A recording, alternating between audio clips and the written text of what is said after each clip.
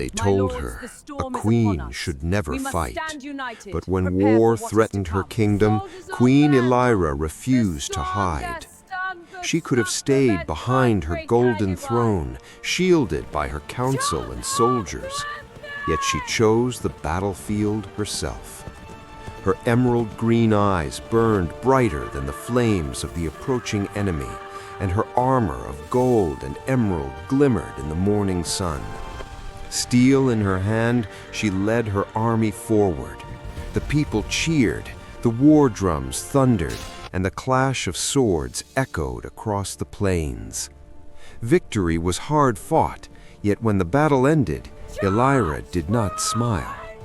Something in the air felt wrong.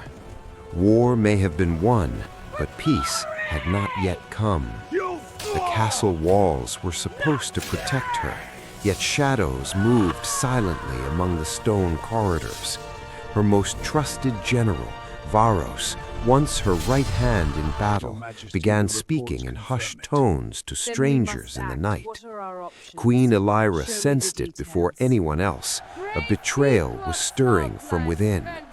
Chains of loyalty broke quietly. Whispers turned to plans. Guards she trusted began questioning orders. And on the night the gates of her castle were silently closed from the inside, she realized the enemy she feared most had been inside all along. Mercy, she thought, is a queen's greatest weapon, but also her greatest risk. Varos stepped into the hall where the queen waited, eyes cold and calculating. You were meant to rule from a throne, not from a battlefield. Elira's voice was steady, calm, yet filled with fire. A throne is earned in blood. Silence fell. Steel clashed inside the castle, but this time no armies watched, only shadows. Her sword met his in a duel of wills. Sparks flew, metal rang against metal, and every strike echoed the tension between loyalty and ambition, mercy and vengeance. She held her blade to her throat. For a heartbeat, silence enveloped them. You cannot rule forever, Varos whispered. Elira's eyes did not tremble. She lowered her sword, showing mercy, but the choice came with consequences. That night, the kingdom split. Rebels raised banners within the castle walls, fire consumed the corridors, and chaos reigned. What she had thought would protect her people now threatened to destroy them.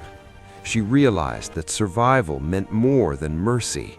It demanded strength, courage, and sacrifice.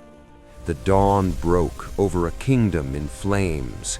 Queen Elira, her armor cracked and scorched, stepped into the courtyard, her sword heavy in hand, her crown slightly tilted. She faced the army of rebels and her once trusted general who had returned. The battle was not merely of steel, it was a battle of wills. Every swing, every clash of swords carried the weight of the kingdom's fate. Sparks flew, flames roared, and the cries of combatants filled the air. She was wounded, yet her resolve burned brighter than any fire around her. For Arvandor, she shouted, and with that strike, she ended the rebellion, defeating her betrayer. The courtyard was silent, filled with the fallen. Queen Elira stood alone among the ashes, her armor dented, her hands shaking, yet her spirit unbroken. She looked at the crown she had defended through blood, fire, and betrayal.